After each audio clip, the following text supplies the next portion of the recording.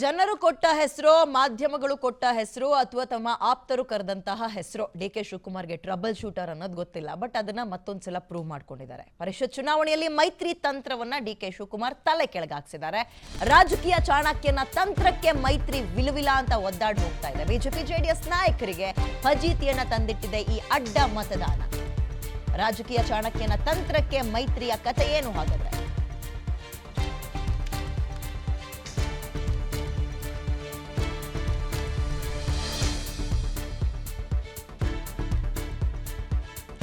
ಪರಿಷತ್ ಚುನಾವಣೆಯಲ್ಲಿ ದೋಸ್ತಿಗಳು ಎಡವಿದ್ದಲ್ಲಿ 5ನೇ ಅಭ್ಯರ್ಥಿ ಗೆಲ್ಲಿಸುವಲ್ಲಿ ಡಿಕೆ ಶಿವಕುಮಾರ್ ಇಂಥ ದೊಡ್ಡ ಪ್ರಮಾಣದಲ್ಲಿ ಸಕ್ಸಸ್ ಆಗೋದು ಕಾರಣ ಏನು? ಅವರ ಪ್ಲಾನ್ ನಂತೆ ಸಕ್ಸಸ್ ಆಯ್ತು ರೆಸಾರ್ಟ್ ರಾಜಕೀಯ. ಈತ ಬಿಜೆಪಿ ವಿರುದ್ಧ ಹೈಕಮಾಂಡ್ ಮೊದಲೇ ಮುನಿಸ್ಕೊಂಡಿತ್ತು, ತಿರುಗು ನೋಡ್ತಾ ಇರಲಿಲ್ಲ. ಈಗ ಇನ್ನೊಂದಷ್ಟು ಗರಂ ಆಗಿದೆ ಅಂತ. ಪರಿಷತ್ ಚುನಾವಣೆಯಲ್ಲಿ ಮೈತ್ರಿ ತಂತ್ರವನ್ನ ಕೆಳಗಾಕ್ಸಿದ್ದಾರೆ ಡಿಕೆ ಶಿವಕುಮಾರ್. ರಾಜಕೀಯ ಚಾಣಕ್ಯನ ತಂತ್ರಕ್ಕೆ ಮೈತ್ರಿ ಒದ್ದಾಡ್ ಹೋಗ್ತಾ ಇದೆ. ಹಿಂಗೆ ಆದ್ರೆ ಕತೆ ಹೆಂಗೆ ಮುಂದೆ?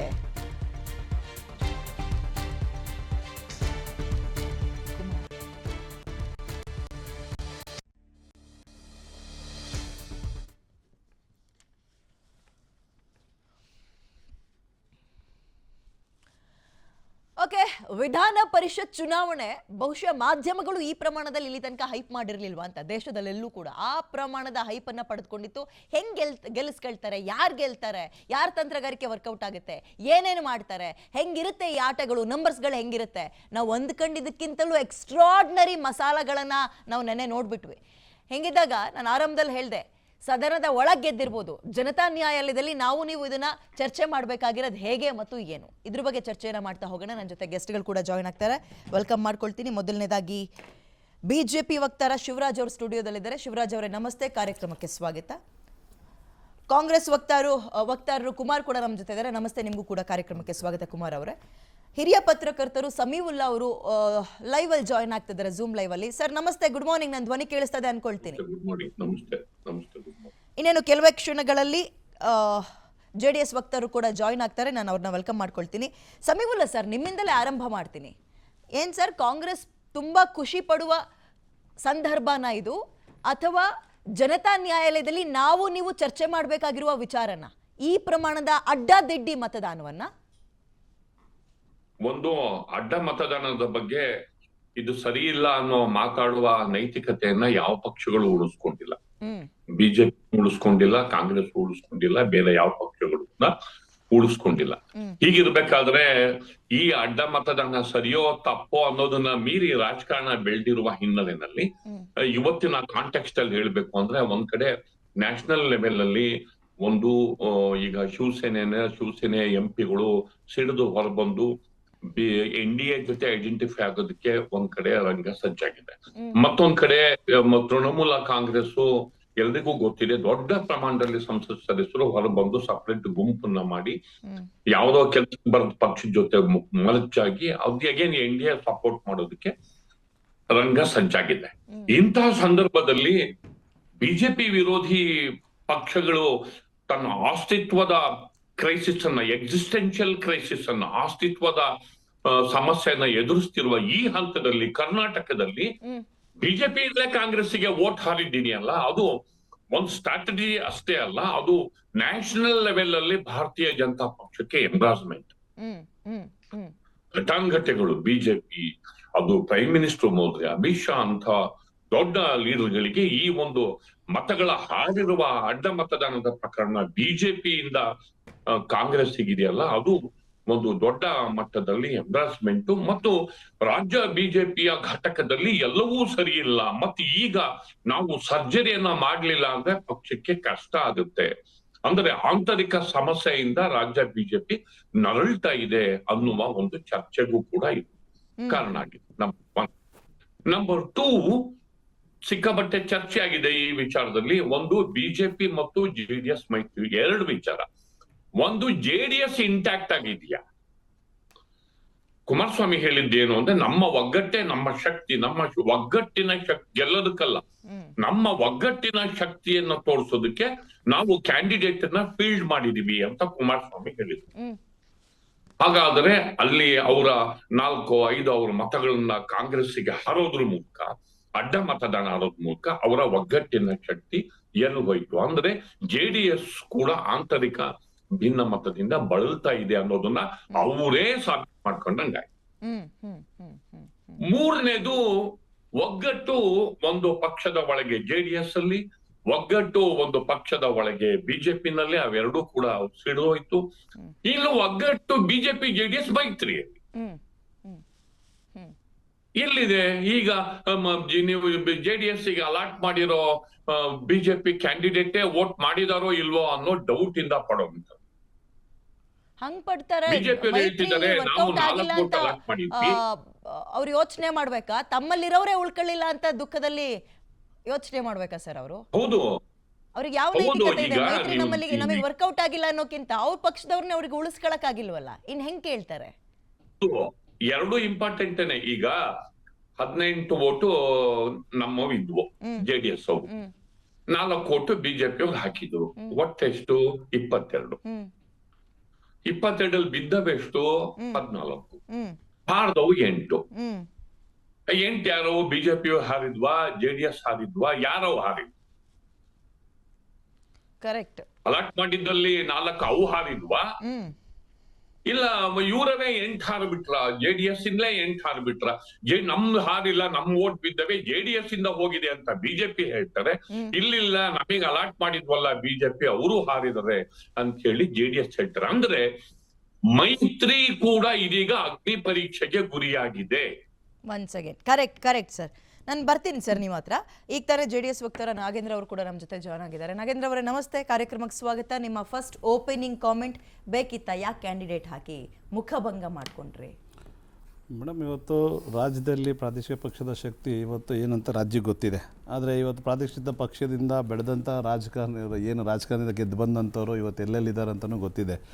ಇವತ್ತು ನಾವು ಗೆಲ್ಲಲ್ಲ ಅಂದಾಗ ನಮ್ಮ ಒಂದು ಕ್ಯಾಂಡಿಡೇಟ್ನ ಹಾಕಿದರೆ ನಮ್ಮ ಒಗ್ಗಟ್ಟಿನ ಬಲ ತೋರಿಸ್ಬೇಕಾಗಿತ್ತು. ಮತ್ತು ನಮ್ಮ ಆಂತರಿಕವಾಗಿ ನಮ್ಮಲ್ಲಿ ಎಷ್ಟು ಸದೃಢವಾಗಿದ್ದಾರೆ, ಅವ್ರ ಮನಸ್ಥಿತಿ ಹೇಗಿದೆ, ಮುಂದಿನ ಸ್ಥಿತಿಯಲ್ಲಿ ಇವ್ರು ನಾವು ಹೆಂಗೆ ಇದು ಮಾಡ್ಕೊಬೋದು, ಇವರು ಯಾವ್ಯಾವ ರೀತಿ ನಮ್ಮ ಪಕ್ಷಕ್ಕೆ ದ್ರೋಹ ಮಾಡ್ಬೋದು ಅನ್ನೋದು ನಮಗೂ ಒಂದು ಅರಿವಾಗಬೇಕಾಗಿತ್ತು.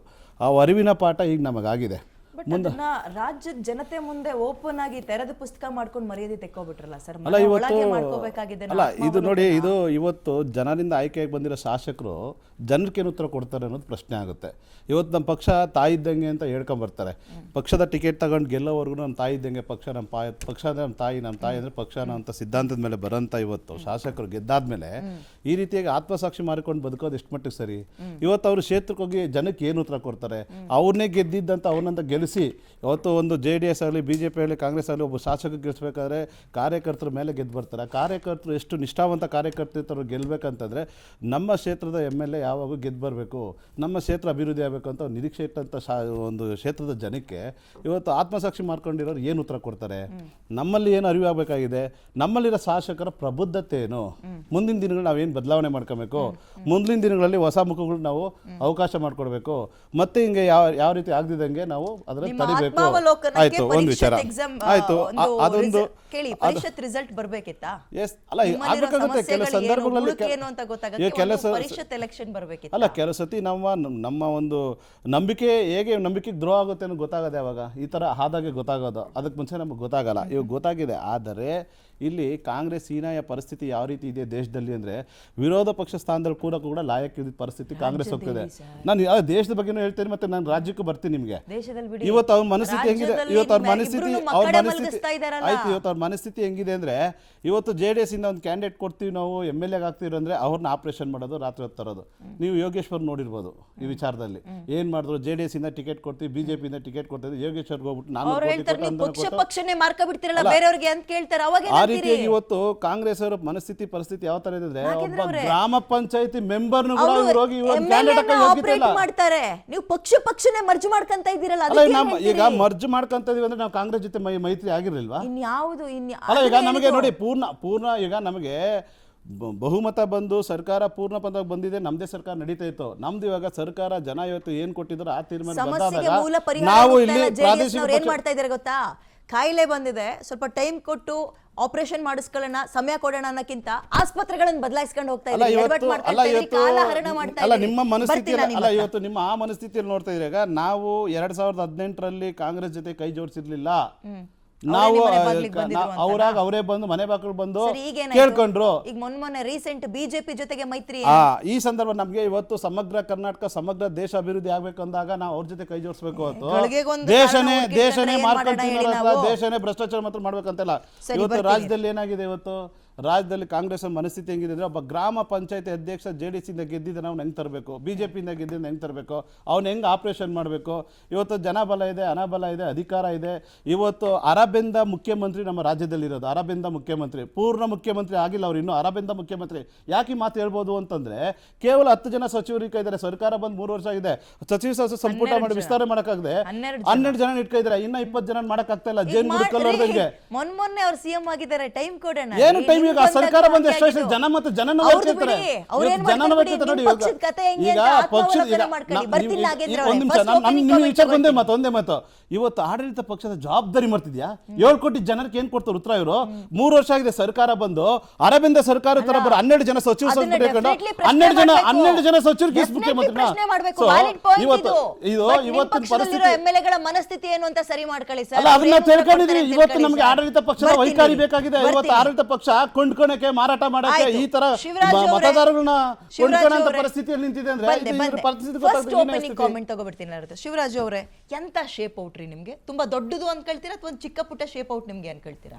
ಎಲ್ರಿ ಹೋಯ್ತು ನಿಮ್ಮ ಸಿದ್ಧಾಂತ, ಹೈಕಮಾಂಡ್, ಶಿಸ್ತು ಎಲ್ಲೋಯ್ತು ಎಲ್ಲದು? ಮೊಟ್ಟ ಮೊದಲನೇದಾಗಿ ನಿನ್ನೆ 7 ಜನ ಹೊಸದಾಗಿ ಆಯ್ಕೆಯಾಗಿ ಬಂದಂಥ ವಿಧಾನ ಪರಿಷತ್ ಸದಸ್ಯರಿಗೆ ನಾನು ಅಭಿನಂದನೆಗಳನ್ನು ಸಲ್ಲಿಸ್ತೇನೆ. ಕರ್ನಾಟಕದ ವಿಧಾನ ಪರಿಷತ್ತಿಗೆ ಒಂದು ಭಾಳ ದೊಡ್ಡ ಇತಿಹಾಸ ಇದೆ. ವೈಕುಂಠ ಬಾಳಿಗಾತರದವರು, ಪಿಟೀಲ್ ಚೌಡಯ್ಯನವ್ರ ತರದವರು ವಿಧಾನ ಪರಿಷತ್ತಲ್ಲಿ ಈ ರಾಜ್ಯವನ್ನು ಅನೇಕ ಜ್ವಲಂತ ಸಮಸ್ಯೆಗಳಿಗೆ ಪರಿಹಾರವಾಗಿ, ಜನರ ಸಮಸ್ಯೆಗಳಿಗೆ ಉತ್ತರವನ್ನು ಕೊಡುವಂಥ ಕೆಲಸವನ್ನು ಮಾಡಿದ್ದಾರೆ. ನಿನ್ನೆ ಆರಿಸಿ ಬಂದಂತಹ 7 ಜನ ಕೂಡ ಈ ಕೆಲಸ ಮಾಡ್ತಾರೆ ಅನ್ನೋ ಒಂದು ನಂಬಿಕೆಯೊಂದಿಗೆ ನಿನ್ನೆ ನಾವು ಆಯ್ಕೆ ಮಾಡಿದ್ದಂತಹ ಇಬ್ಬರು ಅಭ್ಯರ್ಥಿಗಳು, ಒಂದು ಲಿಂಗರಾಜ್ ಪಾಟೀಲ್ ಅವರು ಮತ್ತು ರಘು ಕೌಟಿಲ್ಯರವರು ಜಯಶೀಲರಾಗಿದ್ದಾರೆ. ಜೊತೆಗೆ ನಮಗೆ ಇದರಲ್ಲಿ ಹಿನ್ನಡೆ ಅಂತದ್ದೇನಿಲ್ಲ. ಬಹಳ ಪ್ರಮುಖವಾಗಿ ಏನಂದ್ರೆ, ಯಾವ ಬಾಯಲ್ಲಿ ಹಿನ್ನಡೆ ಅಂದ್ರೆ ಹೇಳಿ, ಯಾವ ಅರ್ಥದಲ್ಲಿ ಹಿನ್ನಡೆ? ಲಿಂಗರಾಜು ಪಾಟೀಲ್ ಯಾರು? ಎಸ್, ಲಿಂಗರಾಜು ಪಾಟೀಲ್ ಚೂರ್ ಹೆಚ್ಚು ಕಡಿಮೆ ಆಗಿದ್ರು ಮಕ್ಕಡೆ ಮಲಗ್ತಾ ಇದ್ರು. ಕೇಳಿಸ್ಕೊಳ್ಳಿ. ಯಾವ್ದು ಅಂತ ಕೇಳಿದ ಉತ್ತರ ಕೊಡ್ತಾ ಇದ್ದೀನಿ. ಲಿಂಗರಾಜು ಪಾಟೀಲ್ ಅವರು 1 ಸೆಕೆಂಡ್ ಆ ಕಡೆ ಆದ್ರೂ ಮಕ್ಕಡೆ ಮಲಗ್ತಾ ಇದ್ರು. ನಂಬರ್ 1 ಫ್ರೆಂಡ್ಸ್ ಅಂತ ದೋಸ್ತಿ ಮಾಡ್ಕೊಂಡಿದ್ದೀರಿ, ಅವ್ರಿಗೆ ಕೊಡ್ಬೇಕಾಗಿರೋ ಮತಗಳನ್ನು ಕೊಡದೆ, ಪ್ರಾಮಿಸಿಂಗ್ ಮಾತುಗಳನ್ನ ಮುರಿದು, ಚೂರಾದ್ರೂ ಎಡ್ವಟ್ಟಾಗಿ ನಿಮ್ ಕಡೆಯವ್ರನ್ನೇ ಸೋಲಿಸ್ಕೊಳ್ತಾ ಇದ್ರಲ್ರಿ. ನೋಡಿ, ಈಗಾಗಲೇ ಈ ವಿಷಯದ ಬಗ್ಗೆ ಪಕ್ಷದ ವೇದಿಕೆಗಳಲ್ಲಿ ವರಿಷ್ಠರು ಚರ್ಚೆ ಮಾಡಿದ್ದಾರೆ. ಇದಕ್ಕೆ ಪರಿಹಾರವನ್ನ ಪಕ್ಷದ ವರಿಷ್ಠರು ತೀರ್ಮಾನ ತೆಗೆದುಕೊಳ್ತಾರೆ. ಜೊತೆಗೆ ಯಾರು ಅಡ್ಡ ಮತದಾನ ಮಾಡಿದಾರೋ ಅವ್ರ ವಿರುದ್ಧ ಯಾವ ಕಾನೂನು ಕ್ರಮ ತೆಗೆದುಕೊಳ್ಬೇಕೋ ಆ ಕ್ರಮವನ್ನು ತೆಗೆದುಕೊಳ್ತಾರೆ. ಭಾರತೀಯ ಜನತಾ ಪಾರ್ಟಿ ನೋಡಿ, ಪ್ರತಿಯೊಂದು ವಿಧಾನಸಭಾ ಕ್ಷೇತ್ರದಲ್ಲೂ ಕೂಡ ಎಲ್ಲಾ ಪಕ್ಷಕ್ಕೂ ಅವ್ರದೇ ಆದ ವೋಟ್ ಬ್ಯಾಂಕ್ ಇರುತ್ತೆ. ಜನ ವೈಯಕ್ತಿಕ ವರ್ಚಸ್ಸಿಗೆ ಒಂದಷ್ಟು ಜನ ಓಟ್ ಹಾಕಿದ್ರೆ, ಒಂದಷ್ಟು ಜನ ಪಕ್ಷಕ್ಕೋಸ್ಕರ ಓಟ್ ಹಾಕ್ತಾರೆ, ಒಂದಷ್ಟು ಜನ ಸಿದ್ಧಾಂತಕ್ಕೆ ಓಟ್ ಹಾಕುವಂತ ಜನ ರಾಜ್ಯದ 224 ಕ್ಷೇತ್ರಗಳಲ್ಲೂ ಇದೆ. ಆದ್ರೆ ಈಗ ಈ ಅಡ್ಡ ಮತದಾನ ಮಾಡಿರೋರು ಯಾರು, ಯಾಕೆ ಮಾಡಿದ್ರು, ಏನು ಅನ್ನೋದನ್ನ ಒಂದು ವಿಚಾರಣೆ ಅಥವಾ ಒಂದು ಪಕ್ಷದೊಳಗಡೆನ ಶಿಸ್ತು ಸಮಿತಿ ಅದನ್ನ ಐಡೆಂಟಿಫೈ ಮಾಡಿದ ನಂತರ ಯಾರು ಮಾಡಿದ್ರು ಅಂತ ನಾವು ಗೆಸ್ ಮಾಡಿ ಅಥವಾ ಅದನ್ನ ಕಂಡಿಡಿದು ಕ್ರಮ ತೆಗೆದುಕೊಳ್ಬೇಕು. ಆದ್ರೆ ನೆನ್ನೆ ಸಮೀವುಲ್ಲಾ ಸರ್ನ ಮಾತಾಡಿಸ್ಬೇಕಾದ್ರೆ ನಾನು ಕೇಳಿದ್ದೆ, ಸರ್ ಬಿಜೆಪಿಗೂ ಇದು ಆತ್ಮಾವಲೋಕನ ಮಾಡ್ಕೊಳ್ಳುವ ಪರಿಸ್ಥಿತಿ ಬರುತ್ತಾ ಅಂತ. ಯಾಕೆ ಅಂತ ಹೇಳ್ಬಿಡ್ತೀನಿ. ನೀವು ಈ ಆಪರೇಷನ್ ಅಂತ ಕಾಂಗ್ರೆಸ್ ತೀರಾ ಅದು ಏನಂತಾರೆ ಕೈಗೂಡ್ಕೊಂಡಿರೋದಲ್ಲ, ನೀವುಗಳೇ ರೂಢಿ ಮಾಡ್ಕೊಟ್ಟಿದ್ದು, ಪರಿಚಯ ಮಾಡ್ಕೊಟ್ಟಿದ್ದೆ ನೀವು. ಮಾಡಿ ಸಿದ್ಧಾಂತ ಒಪ್ಗಳ್ದಲ್ಲೇ ಇರೋರ್ನೆಲ್ಲ ಆ ತಕ್ಷಣಕ್ಕೆ ಅಂತ ಕರ್ಕ ಬಂದ್ರೆ ಏನಾಗುತ್ತೆ ಅಂದ್ರೆ ಹಿಂಗಾಗತ್ತೆ ನಿಮ್ ಪರಿಸ್ಥಿತಿ. ಹೈಕಮಾಂಡ್ ಒಂದ್ ಹೇಳುತ್ತೆ, ನೀವ್ ಇಲ್ಲೊಂದ್ ಹೇಳ್ತೀರಿ, ನಿಮ್ಮನ್ನ ತಿರುಗು ನೋಡ್ತಾ ಇಲ್ಲ ಹೈಕಮಾಂಡ್. ಇನ್ ಮುಂದಕ್ಕೆ ಹೆಂಗ್ ನಡೆಸ್ಕೋಬಹುದು ರಾಜ್ಯ ಬಿಜೆಪಿ? ಹೈಕಮಾಂಡ್ ನಮ್ಮನ್ನ ಯಾಕೆ ತಿರುಗು ನೋಡ್ತಾ ಇಲ್ಲ? ವಿಜಯೇಂದ್ರ ಅವ್ರಿಗಿಂತ ನಾಯಕತ್ವ ಬೇಕಾ? ಆರ್ ಅಶೋಕ್ ಅವ್ರಿಗಿಂತ ನಾಯಕತ್ವ ಬೇಕು? ನಮ್ಮ 2 ಅಭ್ಯರ್ಥಿಗಳು ಗೆದ್ದಿದ್ದಾರೆ. ಯಾರೋ 3 ಜನ ಮಾಡಿದ ತಪ್ಪಿಗೆ ಇಡೀ ಪಕ್ಷ, ಇಡೀ ನಾಯಕತ್ವವನ್ನ ಬದಲಾವಣೆ ಮಾಡುವಂತದ್ದು ಹೇಳ್ತೀರಾ? ಹಾಗಿದ್ರೆ ಸನ್ಮಾನ್ಯ ಇದೇ ಮಾನ್ಯ ಮುಖ್ಯಮಂತ್ರಿಗಳು 2024 ಚುನಾವಣೆಯಲ್ಲಿ ಅವರೇ ಅಧ್ಯಕ್ಷರಿದ್ರು, ಯಾಕೆ 9 ಸೀಟ್ ತಗೊಂಡ್ರು ಪಾರ್ಲಿಮೆಂಟ್ ಅಲ್ಲಿ? ಇಬ್ರು ಗೆಲ್ಲಿಸ್ಕೊಂಡ್ವಿ ಅಂತೀರಿ. ನಿಮ್ಮ ಹತ್ರ ಇದ್ದಿದ್ದು ಮತಗಳೆಷ್ಟು, ಬರ್ಬೇಕಾಗಿದ್ಯಷ್ಟು? 63 ಮತಗಳು, 64 ಮತಗಳಿತ್ತು ನಮ್ಮ ಹತ್ರ. ಎಷ್ಟು ಬರ್ಬೇಕಾಗಿತ್ತು ಸರ್? ಈಗ 28 ಅಲ್ಲ 27 ಪಾಯಿಂಟ್ ಸಮಥಿಂಗ್ ಏನೋ ಬರ್ಬೇಕು ಒಬ್ರಿಗೆ ಅಲ್ವಾ ಸಮೀವುಲ್ಲಾ ಸರ್? ಒಂದು ಚೂರಾದ್ರೂ ಮಕ್ಕಡೆ ಮಲ್ಗೋಗ್ತಾ ಇದ್ರಲ್ಲ ಸರ್ ಬಿಜೆಪಿ ಒಬ್ಬ ಅಭ್ಯರ್ಥಿ. ಬಿಜೆಪಿ ಅವರೇ ನೀವು ಒಂದು ಪಾಯಿಂಟ್ ಸ್ಟ್ರಾಂಗ್ ಆಗಿ ಹೇಳಿದ್ರಿ ವಿದ್ಯಾ ಅವರೇ, ನೀವು ಒಂದು ಪಾಯಿಂಟ್ ಸ್ಟ್ರಾಂಗ್ ಆಗಿ ಹೇಳಿದ್ರಿ. ಲಿಂಗರಾಜ್ ಪಾಟೀಲ್ ಅವರು ಶಿಸ್ತು ಸಮಿತಿ ಅಧ್ಯಕ್ಷರಾಗಿದ್ದವರು. ಇದು ಶಿಸ್ತು ಕ್ರಮ ಅಂದ್ರಲ್ಲ ನಮ್ ಬಿಜೆಪಿ ಫ್ರೆಂಡು, ಅವ್ರು ಶಿಸ್ತು ಸಮಿತಿ ಅಧ್ಯಕ್ಷರ ಕಥೆನೆ ಹಂಗಾಗ್ಬಿಟ್ಟು ಆಯ್ತಾ. ಒಂದು ನಂಬರ್ 1. ನಂಬರ್ 2, ಅವರಿಗೆ ಅಲಾಟ್ ಆಗಿದ್ದು 30, ಗೆಲ್ಲೋದಕ್ಕೆ 28 ಬೇಕು. 3 ಹಾರಿದ್ವು, ಬಿದ್ದು 27. ಫಸ್ಟ್ ರೌಂಡ್ ಅಲ್ಲಿ ಲಿಂಗರಾಜ್ ಪಾಟೀಲ್ ಗೆದ್ದಿದ್ದಲ್ಲ. ಎಲಿಮಿನೇಷನ್ ಪ್ರೋಸೆಸ್ ಅಲ್ಲಿ ಲಾಸ್ಟ್ ಕ್ಯಾಂಡಿಡೇಟ್ ಗೋವಿಂದ ರಾಜು 14 ಬಿದ್ದಿದ್ರಿಂದ ನೆಕ್ಸ್ಟ್ ಹೈಯೆಸ್ಟ್ ಯಾರು 27 ಅದಕ್ಕೆ ಗೆದ್ದಿದ್ದು. ಇಲ್ಲದೆ ಹೋದ್ರೆ ಲಿಂಗರಾಜ್ ಪಾಟೀಲ್ ಅಫಿಷಿಯಲ್ ಕ್ಯಾಂಡಿಡೇಟ್ ಪರಾಭವ ಆಗ್ಬಿಡೋದು. ಅಂದ್ರೆ 100ಕ್ಕೆ 100 ತಗೊಳ್ಳೋರು ನೀವ್ ಯಾಕೆ ಹಿಂಗಾದ್ರಿ ಅಂದ್ರೆ ಬಿಡ್ರಿ ನಾವು ಪಾಸ್ ಆಗಿದೀವಲ್ಲ, ಜಸ್ಟ್ ಪಾಸ್ ಮತ್ತೊಂದ ಪಾಸ್ ಆಗಿದೀವಲ್ಲ ಬಿಡ್ರಿ ಅಂತಾರ ಅವರು. ಈಗ MP ಪ್ರಕಾಶ್ ಕಾಂಗ್ರೆಸ್ ಹೋಗ್ಬೇಕಾದ್ರೆ 17 ಜನ ಹಾರಿದ್ರು JDS ಜನತಾ ಪರಿವಾರದಿಂದ. ಪರಿಷತ್ ಚುನಾವಣೆಗಳಲ್ಲಿ ಇಂತಹ ಪ್ರತಿತಂತ್ರಗಳು ಇದ್ದೇ ಇರ್ತವೆ. ಮತ್ತೆ ಜನರ ನಡುವಿನ ಚುನಾವಣೆಗೂ ಪರಿಷತ್ ಚುನಾವಣೆಗಳಿಗೂ ರಾಜ್ಯಸಭೆ ಚುನಾವಣೆಗೂ ಅಜಗಜ ಅಂತ ವ್ಯತ್ಯಾಸ ಇರುತ್ತೆ. ಇಲ್ಲಿ ಭಾರತೀಯ ಜನತಾ ಪಕ್ಷ ಯಾಕೆ ಇಂತಹ ಕ್ರೈಸಿಸ್ ಅನ್ನ ನನಗೆ ಅನ್ನಿಸ್ತಾ ಇದೆ. ಈಗ ಅವ್ರೇನ್ ಹೇಳ್ತಿದಾರೆ ಗೊತ್ತಾ, JDS ಇಂದ 8 ಹೋಗಿದಾವೆ, JDS 8 ಬೀಳ್ಬೇಕಾಗಿತ್ತು ಬಿದ್ದಿಲ್ಲ, ಅವು ಕಾಂಗ್ರೆಸ್ಗೆ ಹೋಗಿದ್ದಾವೆ ಅಂತ ಹೇಳ್ತಿದ್ದಾರೆ. ಆ 8 ಏನ್ ಬರೀ JDS ಅಲ್ಲೇ ಇದ್ವೋ, ಇಲ್ಲ ಬಿಜೆಪಿ ಅವರು ಅಲಾಟ್ ಮಾಡಿದ್ರಲ್ಲ JDS ಗೆ, ಅವು ಹಾರಿದವೋ. ಇವ್ರು ಬರೀ 3 ಅಂತ ಹೇಳ್ಕೊತಿದ್ದಾರೆ. 3 ಲಿಂಗರಾಜ್ ಪಾಟೀಲ್ ಅಲ್ಲಿ ಮಿಸ್ ಆಗಿರೋದು 3 ಮಾತ್ರ. ಇಲ್ಲಿ JDS ಹಾಕಿರೋದು ಏನಾದ್ವು? JDS ಅವ್ರು ಹೇಳ್ತಾರೆ ಇಲ್ಲ ಇಲ್ಲ ನಮ್ದಷ್ಟೇ ಅಲ್ಲ ಬಿಜೆಪಿನೂ ಕೈ ಕೊಟ್ಟಿದ್ದಾರೆ ಅಂತ JDS ಹೇಳ್ತಿದ್ದಾರೆ. ಹಾಗಾದ್ರೆ ಮೈತ್ರಿಯ ಒಗ್ಗಟ್ಟು ಏನಾಯ್ತು? ಭವಿಷ್ಯದ ದಿನಗಳಲ್ಲಿ ಪ್ರತಿಪಕ್ಷ ರಾಜಕಾರಣದ ಒಗ್ಗಟ್ಟು, ಪ್ರತಿಪಕ್ಷಗಳು ಒಗ್ಗಟ್ಟಿಂದ ಇರಬೇಕು. ಯಾಕಂದ್ರೆ ಅಪೋಸಿಷನ್ ಗಟ್ಟಿ ಇರಬೇಕು, ಡೆಮೊಕ್ರೆಟಿಕ್ ಸಿಸ್ಟಮ್ ಅಲ್ಲಿ ಪ್ರತಿಪಕ್ಷಗಳು ಗಟ್ಟಿ ಇರಬೇಕು ಅನ್ನೋದು ನನ್ನ ಬಲವಾದ ಭಾವನೆ. ಆದ್ರೆ ಆ ಮೈತ್ರಿ ಏನಾಯ್ತು? ಆ ಮೈತ್ರಿಯ ಮೇಲೆ ಪರಿಣಾಮ ಏನು? ಆ ಮೈತ್ರಿಯಲ್ಲಿ ಕ್ರೆಡಿಬಿಲಿಟಿ ಉಳ್ಕೋತಾ? ಈಗ ಸಾಮಾನ್ಯವಾಗಿ ವಿದ್ಯಾ ಅವರ ಏನ್ ಗೊತ್ತಾ, ಮೈತ್ರಿ ಅಂದ್ರೆ ಒಂದು ಕೋಆರ್ಡಿನೇಷನ್ ಕಮಿಟಿ ಇರುತ್ತೆ. ಒಂದ್ ಎಲೆಕ್ಷನ್ ಬಂತು ಅಂದ್ರೆ ಶಾಸಕಾಂಗ ಪಕ್ಷ ಸಭೆ ಕರೀತಾರೆ, ಜಂಟಿ ಶಾಸಕಾಂಗ ಪಕ್ಷ ಸಭೆ ಕರೀತಾರೆ. ಕ್ಯಾಂಡಿಡೇಟ್ಸ್ ನ ಅವರು ರಿಕ್ವೆಸ್ಟ್ ಮಾಡ್ಕೋತಾರೆ, ಅವ್ರ ಕ್ಯಾಂಡಿಡೇಟ್ಸ್ ನ ಇಂಟ್ರೊಡ್ಯೂಸ್ ಮಾಡ್ಕೋತಾರೆ. ಇಬ್ರು ಸೇರ್ಕೊಂಡು ನಮ್ ಕ್ಯಾಂಡಿಡೇಟ್ ನೀವು ಕೊಡಿ, ನಿಮ್ ಕ್ಯಾಂಡಿಡೇಟ್ ನಾವು ಕೊಡಿ ಅಂತ ಜಾಯಿಂಟ್ ಸ್ಟ್ರಾಟಜಿ ಮಾಡ್ತಾರೆ. ಏನೂ ಇಲ್ಲ ಇಲ್ಲಿ ಏನೂ ಇಲ್ಲ. ಹಿಂಗಾಗಿ ಪ್ರತಿಪಕ್ಷಗಳು ದೊಡ್ಡ ಹಿನ್ನಡೆಯನ್ನ ಅನುಭವಿಸಿವೆ. ರಾಜಕಾರಣ. ಆಮೇಲೆ ಇನ್ನೊಂದೇನ್ ಗೊತ್ತಾ, ಮೋಸ್ಟ್ ಇಂಪಾರ್ಟೆಂಟ್ ನೋಡಿ, ಈಗ ನೆನಪಾಯ್ತು, ಮೋಸ್ಟ್ ಇಂಪಾರ್ಟೆಂಟ್ ಬಿಜೆಪಿಯಿಂದ ಅಡ್ಡ ಆಗವು ಯಾವು? ಈಗ ಆಯ್ತು 3 ಲಿಂಗರಾಜ್ ಪಾಟೀಲ್ಗೆ ಕೊಟ್ಟಿದ್ರು, ಓಕೆ, 3 ಹೋದ್ವು. JDS ಇಂದಲೂ ಕ್ರಾಸ್ ಆದ್ವು, ಹೋದ್ವು, ಸರಿ. ಬಿಜೆಪಿಯಿಂದ ಒಂದ್ ವೇಳೆ 3ಕ್ಕಿಂತ ಜಾಸ್ತಿ ಅಡ್ಡ ಮತದಾನ ಆಗಿದ್ರೆ ಯಾರವು ಅಡ್ಡ? ಅದು ಈಗ ವಿಜೇಂದ್ರ ವಿರುದ್ಧ ಅಸಮಾಧಾನಗೊಂಡಿರುವ ಗುಂಪಿನ ಸ್ಟ್ಯಾಂಡ್ ಏನು? ಅವರು ಶಾಸಕರಿದ್ದಾರೆ, ರಮೇಶ್ ಜಾರಕಿಹೊಳಿ ಇದ್ದಾರೆ, ಹರೀಶ್ ಇದ್ದಾರೆ, ಇನ್ನೊಬ್ರು ಇದ್ದಾರೆ. ಅವ್ರ ಸ್ಟ್ಯಾಂಡ್ ಏನು? ಅವ್ರು ಕ್ರಾಸ್ ಔಟ್ ಮಾಡಿದ್ದಾರೆ ಅಂತ ನಾನು ಹೇಳ್ತಿಲ್ಲ. ಪರ್ಮುಟೇಷನ್ ಕಾಂಬಿನೇಷನ್ ಅಲ್ಲಿ ರಾಜಕಾರಣದಲ್ಲಿ ಏನ್ ಬೇಕಿರೋ ಆಗ್ಬೋದಲ್ವಾ? ಕರೆಕ್ಟ್. ರಹಸ್ಯ ಮತದಾನ ಮತ್ತೆ ಮತದಾನ ಮಾಡೋದು ಅವ್ರ ಹಕ್ಕು, ನಾನು ಅದನ್ನ ಕ್ವಶನ್ ಮಾಡಲ್ಲ. ಈಗ ಕ್ರೈಸಿಸ್ ಬರ್ಲಿ ಅಂತಲೇ ಕೆಲವರು ಮಾಡಿರ್ಬೋದು ಬಿಜೆಪಿನಲ್ಲಿ. ಕರೆಕ್ಟ್. ಎಸ್, ನಾನು ಬರ್ತೀನಿ ಸರ್. ಕುಮಾರ್ ಅವರೇ, ಏನ್ರಿ ಸೆಲೆಬ್ರೇಷನ್ ಮೂಡಲ್ಲಿ ಇದ್ದೀರಿ? ಯಾವ ಪ್ರಮಾಣದ ಖುಷಿ, ಯಾವ ಪ್ರಮಾಣದ ಗೆಲುವು? ನಾವು ಈ ವಿಧಾನ ಪರಿಷತ್ನ ಚುನಾವಣೆಯಲ್ಲಿ ಅಭೂತಪೂರ್ವ ಸಾಧನೆ ಮಾಡಿದ್ದೀರಿ, ಗೆದ್ದಿದ್ದೀರಿ. ಆತ್ಮಸಾಕ್ಷಿ ಮತಗಳನ್ನು ಕೊಟ್ಟಿರುವಂಥವ್ರನ್ನ ಗೌರವಿಸ್ತೇವೆ. ಮತ್ತು ಜಟ್ಟಿ ಮಣ್ಣು ಕೆಳಗೆ ಬಿದ್ದರೂ ಕೂಡ ಮೀಸೆ ಮಣ್ಣಾಗಲಿಲ್ಲ ಅನ್ನೋರು ಬಹಳ ಇಲ್ಲಿ ಮಾತನಾಡಿದ್ರು. ಈಗ ನಮ್ಮ ಮೀಸೆ ಮಣ್ಣೇ ಆಗಿಲ್ಲ ಅಂತ. ಆಪರೇಷನ್ ಕಮಲದ ಪಿತಾಮಹ BS ಯಡಿಯೂರಪ್ಪನವರು ಅದರ ಪರಿಪಾಠವನ್ನು BJPಯವರು ಭಾರತ ದೇಶದಲ್ಲಿ ತಂದದ್ದು. ಇಡೀ ದೇಶದಲ್ಲಿ ಇವತ್ತು ಎಲ್ಲ ಕಡೆ ಪಸರಿಸಿ ಎಲ್ಲ ಪಕ್ಷದ ಚುನಾಯಿತ ಪ್ರತಿನಿಧಿಗಳನ್ನು ಸರ್ವನಾಶ ಮಾಡಿ ಆ ಪಕ್ಷಗಳನ್ನು ಇವರು ತಮ್ಮ ಸಂಖ್ಯೆ ಹೆಚ್ಚಿಸ್ಕೊಳ್ಳೋಕ್ಕೆ, ತಮ್ಮ ಅನೈತಿಕವಾದಂಥ ರಾಜಕಾರಣವನ್ನು ನಡೆಸೋದಕ್ಕೆ, ಸಾಧಾರಣ ಗೆಲುವು ಸಿಗಬೇಕಾಗಿತ್ತು, ಅದು ಅಸಾಧಾರಣ ಗೆಲುವಿಗೆ ಅಲ್ಲ. ಅದೇ ನಮ್ಮ ಬಗ್ಗೆ ನಾವು ಕರ್ನಾಟಕ ರಾಜ್ಯದ ಇತಿಹಾಸದಲ್ಲಿ ನಾವು ಕೊಟ್ಟಿರುವಂಥ ಹೊಸ ದಿಕ್ಕು ಮತ್ತು ಹೊಸ ಆಲೋಚನೆಗಳಿಗೆ ಮತ್ತು ಜನರಿಗೆ ಕೊಡ್ತಾ ಇರುವಂಥ ಕಾರ್ಯಕ್ರಮಗಳಿಗೆ ಒಂದೆರಡು example ಬಲವಾದ ಬೆಂಬಲವನ್ನು ಎರಡೂ ಪಕ್ಷದವರು ತೋರಿಸಿದ್ರೆ, ಎರಡೂ ಪಕ್ಷದವರು ತೋರಿಸಿದ್ರೆ ನಾವು ಸಂತೋಷ ವ್ಯಕ್ತಪಡ್ತೀವಿ. ಮತ್ತು ಆ ಎರಡೂ ಪಕ್ಷದ ಇವತ್ತಿನ ಸ್ಥಿತಿಗೆ ಕೂಡ ಮರುಕ ವ್ಯಕ್ತಪಡಿಸ್ತೇವೆ. ಯಾಕೆ ಅಂತಂದ್ರೆ ಪಾಪ ಅವ್ರಿಗೆ ಈ ಪರಿಸ್ಥಿತಿ ಬರಬಾರ್ದಾಗಿತ್ತು. ಈಗಾಗಲೇ ರೇವಣ್ಣ ಅವರು ಒಂದು ಮಾತನ್ನ ಹೇಳಿದ್ದಾರೆ, ನನಗೆ ಈ ಚುನಾವಣೆಯಲ್ಲಿ ಏನೂ ನಂಬಿಕೆ ಇಲ್ಲ, ವಿಧಾನಸಭೆ ಚುನಾವಣೆಯಲ್ಲಿ ಮಾತ್ರ ನಂಬಿಕೆ ಅಂತ. ಮೋಸ್ಟ್ಲಿ ರೇವಣ್ಣ ಅವರು ಕೂಡ ನಮ್ಮ ಪಕ್ಷಕ್ಕೆ ಬೆಂಬಲ ಕೊಟ್ಟಿರ್ಬೋದು ಅಂತ ಒಂದು ಭಾವನೆ ಅವರ ತಮ್ಮನ ವಿರುದ್ಧವಾಗಿ. ಹಾಗೇನೆ ಯತ್ನಾಳ್ ಅವರು ಕೂಡ ಬಹಿರಂಗವಾಗಿ ನಾನು ಇಂಥವ್ರಿಗೆ ಆಗ್ತೀನಿ ಅಂತ ಹೇಳಿ ತಮ್ಮ ಸ್ಥಾನವನ್ನು BJPಯಲ್ಲಿ ಭದ್ರಪಡಿಸ್ಕೊಳ್ಳೋ ಜೊತೆಗೆ ಅವ್ರು ನಮ್ಮ ಪಕ್ಷಕ್ಕೆ ಹಾಕಿರ್ಬೋದು ಮತ ಅನ್ನೋದು ಒಂದು ನಂಬಿಕೆ ನಮಗೆ. ಹೇಳುವಾಗ ಬೇರೆ ಹೇಳಿ, ಮಾಡುವಾಗ ಬೇರೆ ಕೃತ್ಯ ಮಾಡಿ ಅಂತ ಲವ್ ಕಾಂಗ್ರೆಸ್ ಮೇಲೆ ಅವರಿಗೆಲ್ಲ ನೋಡಿ. ಅಂಡ್ ಒನ್ ಮೋರ್ ಥಿಂಗ್, ಆತ್ಮಸಾಕ್ಷಿಯ ಮತಗಳೆಲ್ಲ ನಮ್ ಕಡೆ ತಿರುಗ್ಕೊಂಡಿದೆ ಅಂದ್ರಲ್ಲ, ಆತ್ಮಸಾಕ್ಷಿಗೆ ಎಷ್ಟು ಬೆಲೆ ಕಟ್ಟಿದೆ? ಈಗ BS ಯಡಿಯೂರಪ್ಪನವರ ಕುಟುಂಬದ ವಿರುದ್ಧವಾಗಿ ನೇರ ಉತ್ತರ ಏನೇನ್ ಕೊಟ್ಟಿದ್ರಿ, ಏನೇನ್ ಆಮಿಷ ಒಡ್ಡಿದ್ರಿ, ನಾವು ಯಾವುದೇ ಒಂದೇ ಒಂದು ಪಕ್ಷವನ್ನೆಲ್ಲ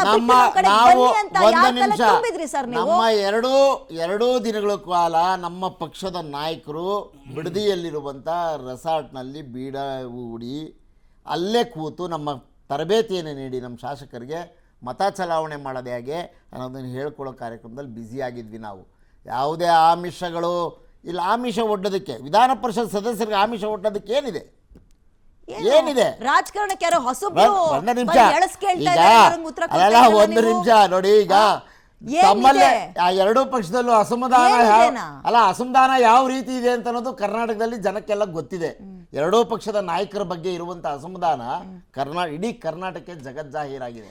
ಒಬ್ಬರು ಕುಟುಂಬ ನೋಡಿ, ಎರಡೂ ಪಕ್ಷದಲ್ಲೂ ಕೂಡ ಎರಡೂ ಪಕ್ಷದಲ್ಲೂ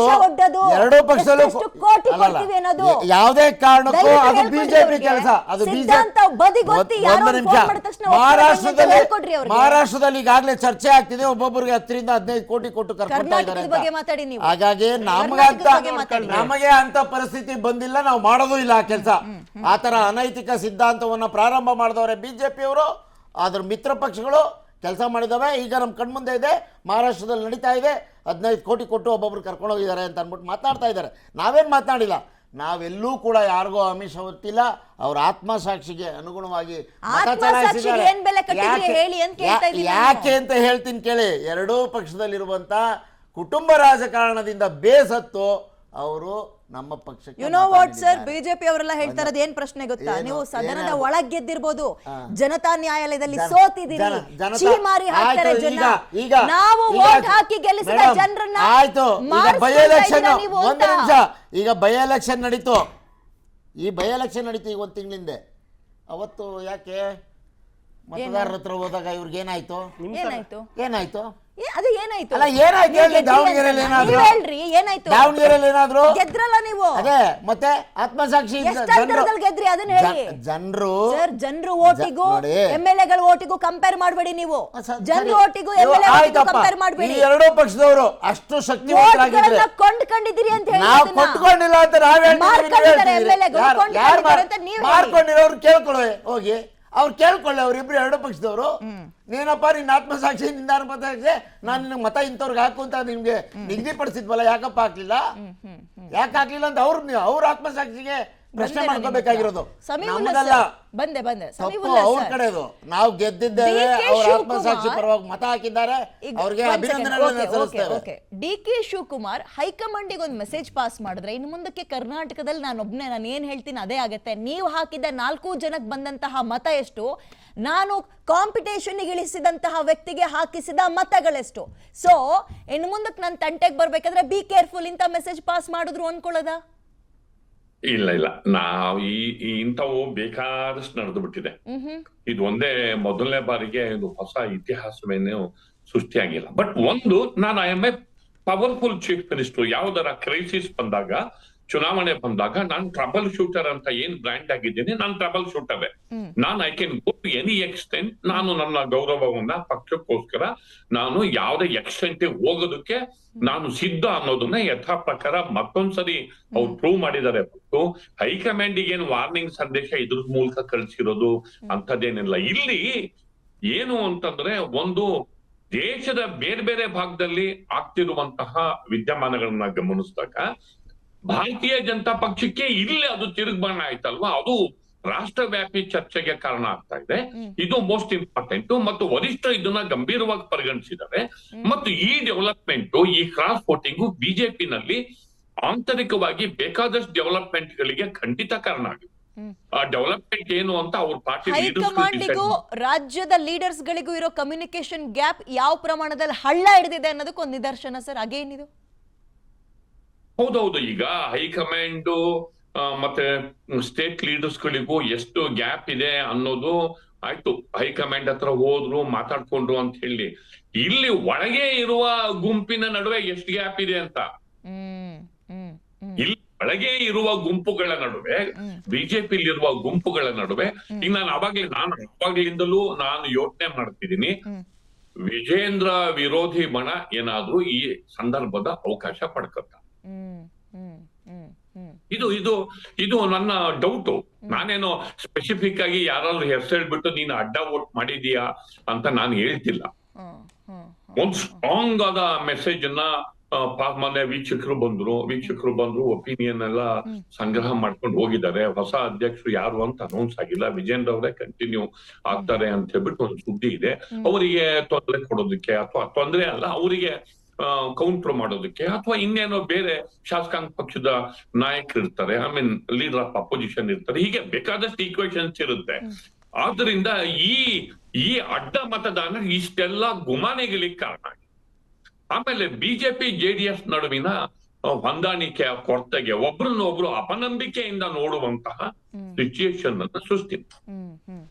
ಬರ್ತೀನಿ ಸರ್ ನಿಮ್ಮ ಹತ್ರ. ಶಿವರಾಜು ಅವರೇ, ನಾನು ಸಮೀವುಲ್ಲಾ ಸರ್ಗೆ ಒಂದು ಪ್ರಶ್ನೆ ಕೇಳಿದೆ. ಹೈಕಮಾಂಡ್ಗೂ ಆ್ಯಂಡ್ ನಿಮ್ಮ ಸ್ಟೇಟ್ ಲೀಡರ್ಸ್ಗೂ ಕಮ್ಯುನಿಕೇಶನ್ ಗ್ಯಾಪ್ ಹಳ್ಳ ಹಿಡಿದೋಗಿದೆ, ನಂಬರ್ 1. ಎರಡನೇದು, ನಿಮ್ಮಲ್ಲೊಂದು ಇಂಟೆಲಿಜೆನ್ಸ್ ಅಂತ ಇರುತ್ತೆ. ಅಂದರೆ ಲೈಕ್ ಕೋರ್ ಕಮಿಟಿ ತಗೊಳ್ಳಿ, ಅವ್ರಿಗೆ ಗೊತ್ತೇ ಇರಲಿಲ್ವ ಈ ಪ್ರಮಾಣದಲ್ಲಿ ಯಾಮಾರಿಸ್ತಾರೆ ನಮ್ಮಲ್ಲಿರೋರು, ನಾವು ಹಿಂಗೆ ಎಡವಟ್ಟು ಮಾಡ್ಕೊಳ್ತಾ ಇದ್ವಿ, ಹಿಂಗೆ ಹಳ್ಳಕ್ಕೆ ಬೀಳ್ತೀವಿ ಅನ್ನೋ ಒಂದು ಚಿಕ್ಕ ಸುಳಿವು ಸಿಕ್ಕಿರ್ಲಿಲ್ವಾ, ಅಥವಾ ಬೇಕು ಅಂತ ಮಾಡಿಸಿದ್ರಾ? ನೋಡಿ, ಹೈಕಮಾಂಡ್ಗೂ ಕರ್ನಾಟಕದ ಭಾರತೀಯ ಜನತಾ ಪಾರ್ಟಿಯ ಘಟಕಕ್ಕೂ ಒಳ್ಳೆ ಸಂಬಂಧ ಇದೆ. ಅದು ಹಳ್ಳ ಹಿಡಿದಿದೆ ಅನ್ನೋ ಮುಂದುವರಿತಾರೆ ಅಂತಾನೂ ಹೇಳಕ್ ಧ್ವನಿ ಇಲ್ಲ ನಿಮ್ಗೆ. ಇವರೆಲ್ಲ ಚೇಂಜ್ ಮಾಡ್ತೀವಿ ಅನ್ನೋಕ್ಕೂ ಸೊಲ್ಲಿಲ್ಲ. ಯಾವಾಗ ತೀರ್ಮಾನ ತಗೋಬೇಕು ಅದನ್ನ ಹೈಕಮಾಂಡ್ ತಗೊಳುತ್ತೆ. ಅದನ್ನ ಊರಲ್ಲಿರೋರ್ದು ಎಲ್ಲರದು ಬದಲಾಯಿಸ್ಕೊ ಬರ್ತಾ ಇದಾರೆ ದೇಶದ ಮೂಲೆಯಲ್ಲಿ. ಕರ್ನಾಟಕನ ಯಾಕೆ ತಿರುಗು ನೋಡ್ತಾ ಇಲ್ಲ? ಅದನ್ನ ಪಕ್ಷದ ವರಿಷ್ಠರು ಗಮನಿಸ್ತಾರೆ, ತೀರ್ಮಾನ ಮಾಡ್ತಾರೆ. ಯಾಕೆ ತಿರುಗು ನೋಡ್ತಾ ಇಲ್ಲ? ಯಾಕೆ ನೋಡ್ತಾ ಇಲ್ಲ? ಮೊನ್ನೆ ರಾಷ್ಟ್ರಾಧ್ಯಕ್ಷರು ಬಂದ್ರು, ಕರ್ನಾಟಕದಲ್ಲಿ ಸಭೆಗಳನ್ನು ಮಾಡಿದ್ರು, ಎಲ್ಲದನ್ನು ಪ್ರಕ್ರಿಯೆಗಳನ್ನ ಮಾಡಿದ್ದಾರೆ. ಸಿಂಪಲ್. ನಿಮ್ಮಲ್ಲಿ ಪ್ರಾಬ್ಲಮ್ ಇದು, ಒಬ್ಬ ನಾಯಕತ್ವನ ಗುಣ ಇರುವಂತವ್ರು ಯಾರು ಇಲ್ವಾ ಅಂತ ಪ್ರಶ್ನೆ. ನೀವ್ ಹೇಳ್ಬೋದು ಅಶೋಕ್ ಇಲ್ವಾ, ವಿಜೇಂದ್ರ ಇಲ್ವಾ, ಒಬ್ರು ಒಪ್ಕೋಬೇಕಲ್ಲ. ಯಾರು ಒಂದ್ ಹೋರಾಟ ಮಾಡ್ತಿರ್ರಿ, 3 ಜನ 3 ಬಾಗ್ಲಿಗೆ ನಿಂತ್ಕೊಳ್ತೀರಿ. ಎಲ್ಲಿ ನಿಂತಿದ್ದಾರೆ ಹೇಳಿ ಮೇಡಮ್? ಸೆಷನ್ ಅಲ್ಲೇ ತಗೊಳ್ಳಿ, ಹೇಳಿ. ಒಬ್ರು ಇಲ್ಲೇ ಕುತ್ಕೊಂಡು ಹೋರಾಟ ಮಾಡೋಣ ಅಂತಾರೆ, ಇಲ್ಲಿ ಬೇಡ ಹೊರಗೆ ಹೋಗೋಣ ಅಂತ ಇನ್ನೊಬ್ರು ಅಂತಾರೆ. ಖಂಡಿತ ನೀವ್ ಹೇಳ್ತಿರೋದು ಯಾವ್ದು ಇಲ್ಲ. ಸದನದ ಒಳಗೆ ಆರ್ ಅಶೋಕ್ ಮತ್ತೆ ಚಲವಾದಿ ನಾರಾಯಣ ಸ್ವಾಮಿ ಅವರ ನೇತೃತ್ವದಲ್ಲಿ, ಜೊತೆಗೆ ಜೆಡಿಎಸ್ ಹೊಂದಾಣಿಕೆ, ಇನ್ನೊಬ್ರು ಒಪ್ಕೊಳ್ಳಲ್ಲ. ರಾಜ್ಯಾಧ್ಯಕ್ಷರಾಗಿ ವಿಜೇಂದ್ರ ನೋಡಿ, ಆತ್ಮಾವಲೋಕನ ಮಾಡ್ಕೊಳಕ್ ರೆಡಿ ಇಲ್ಲ ನೀವು. ಪಾಪ ಫ್ರೆಂಡ್ ಅಂತ ಬಂದವ್ರಿಗೆ ದ್ರೋಹ ಬಗದ್ರಿ. ನಾವು ಯಾವ ದ್ರೋಹನೂ ಬಗ್ದಿಲ್ಲ. ಒಂದು MLC ಎಲೆಕ್ಷನ್ ಇಡೀ ವ್ಯವಸ್ಥೆನ, ಇಡೀ ಚುನಾವಣಾ ಕಣವನ್ನ ಬದಲಾಯಿಸುತ್ತೆ ಅನ್ನೋದಿಲ್ಲ. ನಾನು ಆಗ್ಲೇನೆ ಹೇಳ್ಬೇಕಾದ್ರೆ ಹೇಳ್ದೆ, 2024ರಲ್ಲಿ ಸನ್ಮಾನ್ಯ ಇದೇ DK ಶಿವಕುಮಾರ್ ಅವರು KPCC ಪ್ರೆಸಿಡೆಂಟ್ ಇದ್ರು. 9 ಸೀಟ್ ಅಷ್ಟೇ ತಗೊಳಕ್ ಸಾಧ್ಯ ಆಗಿದ್ದು MP ನಲ್ಲಿ. ಹಾಗಾದ್ರೆ ಅವ್ರ ನಾಯಕತ್ವವನ್ನು ನೀವು ಅಲ್ಗೆಳ್ತೀರಾ? ಸರಿ, ಈಗ ಯಾವುದೇ ಒಂದೇ ಒಂದು ಚುನಾವಣೆ ಇಡೀ ಭವಿಷ್ಯವನ್ನ, ವರ್ತಮಾನವನ್ನ ಬದಲಾಯಿಸುತ್ತೆ. ಒಂದ್ ನಿಮಿಷ ನಾನ್ ಮಾತಾಡ್ಲಿಕ್ ಬಿಡ್ರಿ, ನೀವು ಮಾತಾಡ್ಬೇಕಾದ್ರೆ ಚುನಾವಣಾ ಆಯೋಗದ ವ್ಯವಹಾರ ನೋಡಿ, ನಿಮ್ ಕೈಲ ಇಡೀ ದೇಶದಲ್ಲಿ ಸೋತಿದ್ದೀರಾ ನೀವು, ಕೇಳಿಸ್ಕೊಳ್ಳಿ. ನೋಡಿ, ಅವ್ರು 9 ಸೀಟಿಗೆ ಬಂದ್ರು. ಹಾಗಾದ್ರೆ DK ಶಿವಕುಮಾರ್ ಏನು ಮಾಡ್ಲೇ ಇಲ್ಲ ಅಂತ ತೀರ್ಮಾನಕ್ಕೆ ಬರಕ್ಕಾಗತ್ತಾ? ಹಾಗೆ ಒಂದ್ ಚುನಾವಣೆ, ಒಂದ್ ಪರಿಷತ್ ಚುನಾವಣೆ, 3 ಕ್ರಾಸ್ ವೋಟಿಂಗು, ಇಡೀ ಪಕ್ಷದ ಮೇಲೆ ಇಲ್ಲಿ ನಿಲ್ಲಿಸ್ಲಿಲ್ಲ ಅಭ್ಯರ್ಥಿಗಳನ್ನಂತ ಹೈಕಮಾಂಡ್ ಪಾಠ ಕಲ್ಸಿದ ನೀವು ನಾವು ಖಂಡಿತ ಆ ತರದ್ದೇನಿಲ್ಲ. ಹೈಕಮಾಂಡ್ ಕೊಟ್ಟಂತ ನೀವು ಅಭ್ಯರ್ಥಿಗಳ ಹೇಳ್ದವ್ರನ್ನ ಪರವಾಗಿ ಸುಮಲತಾ ಅವ್ರಿಗೆ ಕೊಡ್ಲಿಲ್ಲ, ಕಾರ್ಯಕರ್ತರಿಂದ ನೀವು ಹಿಡಿದು ಹೇಳಿದ ನಮ್ಮ ಇನ್ನೊಬ್ಬ ಇಡೀ ಅಭ್ಯರ್ಥಿ ವ್ಯವಸ್ಥೆ ಕೆಲಸ ಮಾಡಿದೆ. ನಾವು ಚುನಾವಣೆಗಳನ್ನು ಇದುವರೆಗೂ ಗೆದ್ಕೊಂಡು ಬಂದಿದ್ದೀವಿ. ಬುದ್ಧಿ ಕಲ್ಸಿದ್ರ ನಾವ್ ಯಾರಿಗೆ ಬುದ್ಧಿ ಕಲ್ಸಿದೀವಿ ಹೇಳಿ? ನಾವು ಹೈಕಮಾಂಡ್ ನಾವು ತೀರ್ಮಾನ ಮಾಡಿದಂತ ಕ್ಯಾಂಡಿಡೇಟ್ ಗಳನ್ನೇ ಕೊಟ್ಟಿದೆ. ನೀವ್ ಯಾಕೆ ಬುದ್ಧಿ ಕಲ್ಸೋ ಲಿಂಗರಾಜ್ ಅವರು ಎಲ್ರಿ ನಿಮ್ ಲಿಸ್ಟ್ ಅಲ್ಲಿ ಇದ್ರು? ಎಲ್ಲಿದ್ರು ಲಿಂಗರಾಜ್ ಪಾಟೀಲ್ ಕರ್ನಾಟಕದ ಕೋರ್ ಕಮಿಟಿಯಿಂದ ಸೆಲೆಕ್ಟ್ ಆಗಿ ಹೋಗಿದ್ದೆ ಲಿಂಗರಾಜ್ ಪಾಟೀಲ್. ಕಮಿಟಿಯಿಂದ ಸೆಲೆಕ್ಟ್ ಆಗಿರೋರಿಗೆ ಶಿಸ್ತು ತೋರ್ಸಕ್ ನೀವು ಖಂಡಿತ ಇಲ್ಲ. ಲಿಂಗರಾಜ್ ಪಾಟೀಲ್ ಅವರು ಕೋರ್ ಕಮಿಟಿಯಿಂದ ಸೆಲೆಕ್ಟ್ ಆಗಿರೋದಂತವ್ರು. ಸರ್ ಪಾಪ ಗೆದ್ಬಿಟ್ರು. ಓಕೆ, ಬಂದೇ ಇರಿ, ಒಂದ್ ಬ್ರೇಕ್ ತಗೊಳ್ಳೋ ಟೈಮ್ ಆಗಿದೆ. ಟೇಕ್ ಅ ಬ್ರೇಕ್ ಆದ್ಮೇಲೆ ಈ ಚರ್ಚೆಯನ್ನ ಮುಂದುವರಿಸ್ತಾ ಹೋಗೋಣ.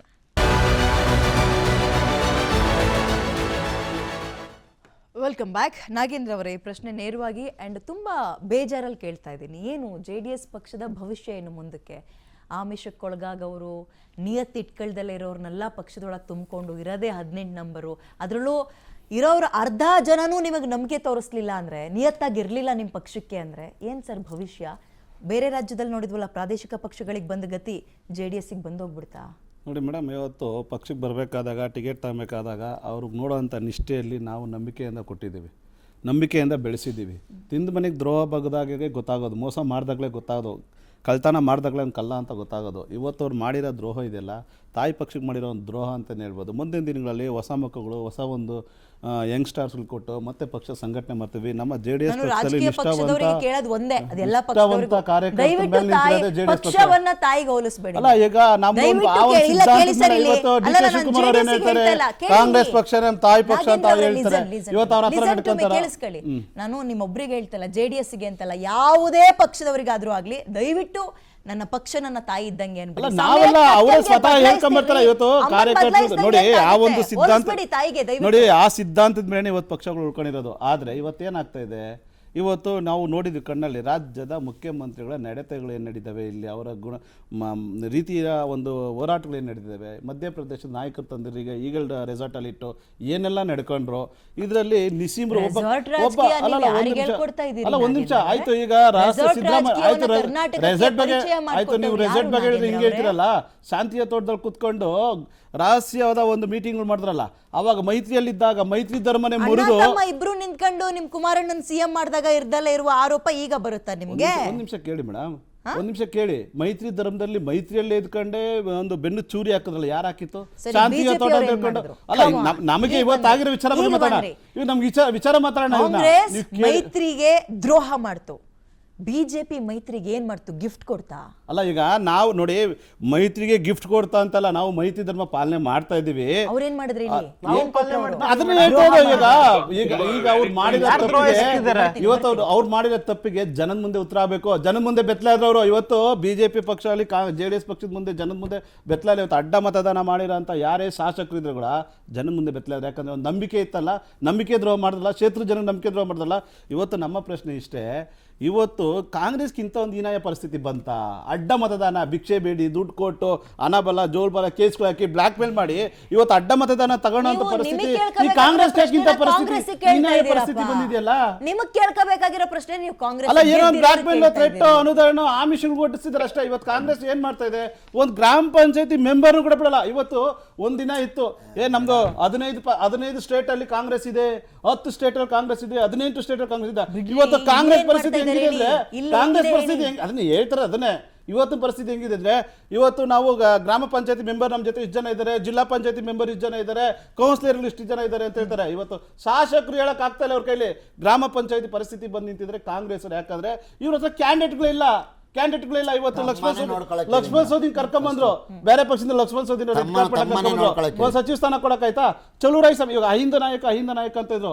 ಇವತ್ತು ಪ್ರೋಟೋಕಾಲ್ ಒಳಗಡೆ ವಿಧಾನಸೌಧಗಳಿಗೆ ಹೋಗಕ್ ಆಗ್ತಾ ಇಲ್ಲ, ತಡೀತಾ ಇದ್ದಾರೆ. ಇವತ್ತು ಅಹಿಂದ ನಾಯಕ ಅಂತ ಹೇಳಿದವರು ಅವ್ರ ಜೊತೆ ಗುರುತಿಸ್ಕೊಂಡಂತ ಚಲುವರಾಯ ಸ್ವಾಮಿ ಎಲ್ಲೋದ್ರು, ಜಮೀರ್ ಅವ್ರು ಎಲ್ಲೋದ್ರು, ಮಾದೇವಪ್ಪ ಎಲ್ಲೋದ್ರು. ಇವತ್ತು ಅಹಿಂದ ನಾಯಕ ಅಲ್ಲ.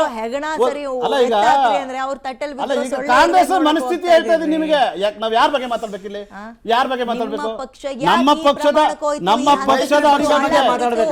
ನಮ್ಮ ಪಕ್ಷದ ಬಿಜೆಪಿ ನಿಮಗೆ ಯಾವ ಹಂತದ ದ್ರೋಹ ಮಾಡಿತು? ಇವತ್ತು ನೋಡಿ, ಇವತ್ತು ಮಾಡಿದ ದ್ರೋಹ ಬಿಜೆಪಿ ಅಲ್ಲ, ಅಲ್ಲಿನ ಶಾಸಕರು ಯಾವ್ದೋ ಆಮಿಷಕ್ಕೆ ಹೋಗಿದ್ರಲ್ಲ, ಅವ್ರು ಮುಂದಿನ ದಿನಗಳಲ್ಲಿ ಏನು ಪಕ್ಷದಿಂದ ಶಿಸ್ತು ಕ್ರಮ ತಗಂತಾರೆ. ಆದ್ರೆ ಕಾಂಗ್ರೆಸ್ ಮನಸ್ಥಿತಿ ಹೇಳ್ಬೇಕಲ್ಲ, ಯಾಕೆ ಹಿಂಗ್ ನಡ್ಕೊಂತ ಕಾಂಗ್ರೆಸ್? ಮತ್ತೆ ನಾಚಿಕೆ ಇಲ್ವಾ ಕಾಂಗ್ರೆಸ್ಗೆ? ಇವ್ರ ಹತ್ರ ಫುಲ್ಫಿಲ್ ಆಗಿ 135 + 133 138 ಇದ್ರೆ ಕೂಡ ಅಡ್ಡ ಮತದಾನಕ್ಕೆ ಅಂಗಲಾಚಿ ಬೇಲಾಡಿ ಆಮಿಷಗೊಡ್ಡಿ ಆಸೆಗಳು ತೋರಿಸಿ ಬ್ಲಾಕ್ ಮೇಲ್ ಮಾಡಿ ತರ್ಸ್ಕೊಂತಾರೆ ಅಂದ್ರೆ ಒಂದು ಸಿದ್ಧಾಂತ ಆತ್ಮವಿಶ್ವಾಸದ ಮತಗಳನ್ನ ಬ್ಲಾಕ್ ಮೇಲ್ ಅಂತೀರಾ ನೀವು?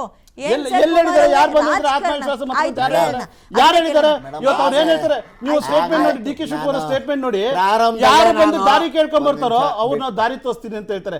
ಏನ್ರಿ ಒಂದು ರಾಜ್ಯದ ಮುಖ್ಯಮಂತ್ರಿ ಇವತ್ತಿನ ಮನಸ್ಥಿತಿ ಏನಂತಂದ್ರೆ ಇವ್ರು ಅಡ್ಡಾದಿಡ್ಡಿ ಮಾಡಿ ಬದುಕಬೇಕು. ಈ ಕಾಂಗ್ರೆಸ್ ಪಕ್ಷದ ಪರಿಸ್ಥಿತಿ ಅಡ್ಡಾದಿಡ್ಡಿಯನ್ನು ಮಾಡಿ ಬದುಕಬೇಕು. ಅಡ್ಡಾದಿಡ್ಡಿ ಇತಿಹಾಸದಲ್ಲಿ ಎಷ್ಟೋ ಜನ ಬಂದೋಗಿದ್ದಾರೆ.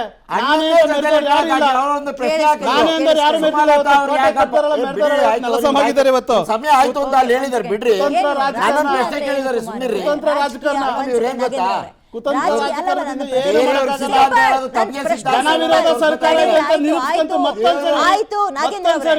ಜನವಿರೋಧ ಸರ್ಕಾರ ಜನವಿರೋಧ ನಡ್ಕೊಂತ ಇದಾರೆ ಅಂತ ಪ್ರೂಫ್ ಮಾಡ್ಕಂತ ಅಷ್ಟೇ ಸರ್ಕಾರ ಈ ಸರಿ ಈ ತರ ಮಾಡಿ ಅಡ್ಡ ಮತದಾನ ಮಾಡಿ. ರಾಜಕೀಯ ರಾಜಕಾರಣ ಅಂದ್ರೆ ಜನಸೇವೆ ಅಂತ ನಾವ್ ಅನ್ಕೊಂಡಿದ್ವಿ. ಬಟ್ ಈಗ ಅದು ಮಾರ್ಕೊಳ್ಳೋ ಹಂತಕ್ಕೆ ಕಾಂಗ್ರೆಸ್ನವ್ರು ತಂದು ಬಿಟ್ಟಿದ್ದೀರಿ ಇಲ್ಲಿ ತನಕ. ಇದು ನೀವು ಸಂಭ್ರಮ ಪಡ್ತೀರಾ? ದ್ರೋಹ ಮಾಡಿ ಸಂಭ್ರಮ ಪಡ್ತೀರಾ? ನಾವು ಅದನ್ನ ಇಡೀ ದೇಶ ಪರಿಸ್ಥಿತಿ ನಿಮ್ಗೂ ಬರುತ್ತೆ. ಆ ವಿಷಯನ ವಿರೋಧ ಮಾಡ್ತಿರೋದೇ ನಾವು ಇಡೀ ದೇಶದ ತುಂಬಾ ಈ ತರದ ಈ ರೀತಿಯಾದಂತ ಅನೈತಿಕ ರಾಜಕಾರಣ ಬೇಡ ಅಂತ ನಾವು ಹೇಳ್ತಾ ಇದ್ದೇವೆ. ರಾಜಕಾರಣ ಮಾಡ್ಕೊಂಡು ಮುಂದಕ್ಕೆ ಬಂದ್ರಿ. ಒಂದು ನಿಮಿಷ ಕೇಳಿ ಉದಾಹರಣೆ ಕೊಡ್ಲಿ. ಅವರಿಬ್ರು ಫೋನ್ ಮಾಡಿದ್ರು, ಒಬ್ರು ಹಣ ಇಸ್ಕೊಂಡ್ರೆ ಉದಾಹರಣೆ ಕೊಡ್ಬೇಕು. ಮಾತಾಡೋವಾಗ ನಾನು ಸುಮ್ಮನೆ ಇದ್ನಲ್ಲ ಮೇಡಮ್. ಅನೈತಿಕ ರಾಜಕಾರಣ ಯಡಿಯೂರಪ್ಪನ ಅಮಿತ್ ಶಾ ಅವ್ರನ್ನ BS ಯಡಿಯೂರಪ್ಪ ಅವ್ರನ್ನ ಕೇಳ್ಬೇಕು ಏನು ಅನೈತಿಕ ರಾಜಕಾರಣ ಅಂದ್ರೆ ಏನು ಅನ್ನೋದ್ರ ಬಗ್ಗೆ ಅವ್ರ ಹತ್ರ ಪಾಠ ಕಲ್ತ್ಕೋಬೇಕು. ಯತ್ನಾಳ್ ಅವರು ದಿನಾ ಬೆಳಗ್ಗೆ ಹೇಳ್ತಾ ಇದ್ದಾರೆ. ಮೇಡಮ್ ನೋಡಿ ನಾವು ಮತಗಳನ್ನ ಕ್ರೋಢೀಕರಣ ಮಾಡೋದಕ್ಕೆ ಮತ ಹೇಗೆ ಹಾಕ್ಬೇಕು, ನಾವು ವೋಟ್ ಹಾಕಿ ಗೆಲ್ಸಿರೋ MLA ಈ ನಾಯಿ ಮರಿ ಕೂಡ ಕಳ್ತಿರಲ್ರಿ, ಪಿಕ್ನಿಕ್ ಕರ್ಕೊಂಡು ಹೋಗಿ ರೆಸಾರ್ಟ್. ಆಯ್ತು, ನಾವೇನೋ ಇದ್ ಮಾಡ್ಕೊಂಡು ಇವ್ರೇನ್ ಮಾಡಿದ್ರು? ಎಲ್ಲ ಕರ್ಕೊಂಡು ಬಾಂಬೆ ಬಾಯ್ಸ್ ಎಲ್ಲಿದ್ರು ಹೋಗಿದ್ರೆ? ಬಾಂಬೆ ಬಾಯ್ಸ್ ಎಲ್ಲಿದ್ರು ಮೇಡಮ್? ಬಾಂಬೆ ಬಾಯ್ಸ್ ಎಲ್ಲಿದ್ರು?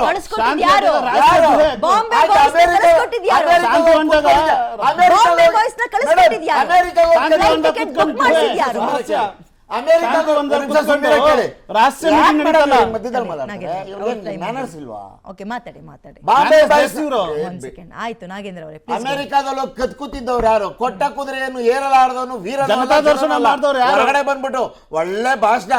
ಮೊದಲೇ ವಚನ ಭ್ರಷ್ಟರು ಅವ್ರು ಬೇರೆಯವ್ರಿಗೆ ಹೇಳ್ತಾರ ಮೇಡಮ್ ಪಾಠನ. ವಚನ ಭ್ರಷ್ಟರು